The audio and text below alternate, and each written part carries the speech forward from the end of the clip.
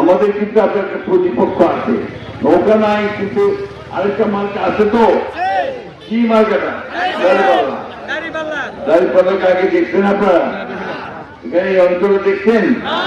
91 সালে ছিল, আপনার ছেলেরা দেখে নাই। 91 সালে দাঁড়িপাল্লা ছিল, তখন আপনারা খুব কম ভোট পেয়েছিল, ঠিক না? আমার কথা হচ্ছে যে আমি আপনাদের পরিচিত, দীর্ঘকাল ধরে আপনাদের সঙ্গে কাজ করে এসেছি, কোনদিন আপনাদেরকে ছেড়ে যায়নি। ইনশাআল্লাহ আগামী নির্বাচনে আপনারা যদি আমাকে সমর্থন করেন তাহলে আপনাদের আমি বাকি কাজগুলো করার চেষ্টা করব। আপনাদের এখনো কিছু কাজ বাকি আছে, এখনো কিছু রাস্তাঘাট বাকি আছে, এখনো কিছু স্কুল বাকি আছে, মাদ্রাসা বাকি আছে, মন্দির বাকি আছে, এখনো বাকি আছে না? ওই কাজগুলো আমি করার চেষ্টা করব। আপনারা আমাকে সেই সমর্থন যদি দেন তাহলে আমি ইনশাআল্লাহ আমার কাজগুলো করার চেষ্টা করবো। তাহলে মার্কেটে মনে আছে তো?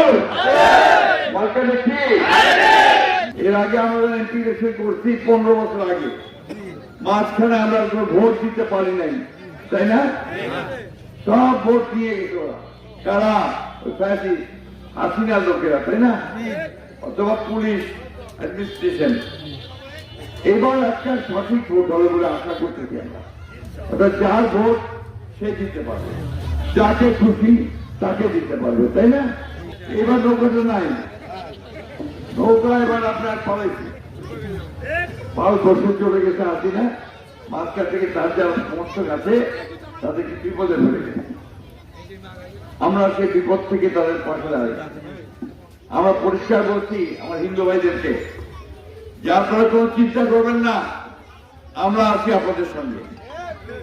যারা অন্যায় করছে তাদের শুধু শাস্তি হবে, যারা অন্যায় করেনি সাধারণ মানুষ তাদেরকে আমরা আমাদের মুখের মধ্যে রেখে আসবো, ঠিক না? হাসপাতালে যেন মানুষ চিকিৎসা পায় সেই জন্য ভালো হাসপাতাল তৈরি করব। আমরা সপ্তাহে ওষুধ দেওয়ার চেষ্টা করব, আর দেশে শান্তি শৃঙ্খলা রাখার জন্য আমরা পুলিশ ডিপার্টমেন্ট থেকে আরো ভালো করার চেষ্টা করব।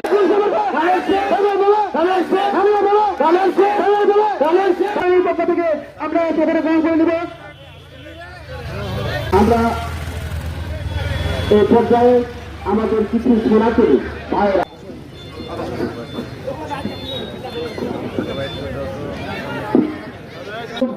আমরা যাতে সুস্থ থাকি স্যার, এবং ধানের শীষে ভোট দিয়ে আমরা আপনাকে জয়যুক্ত করব।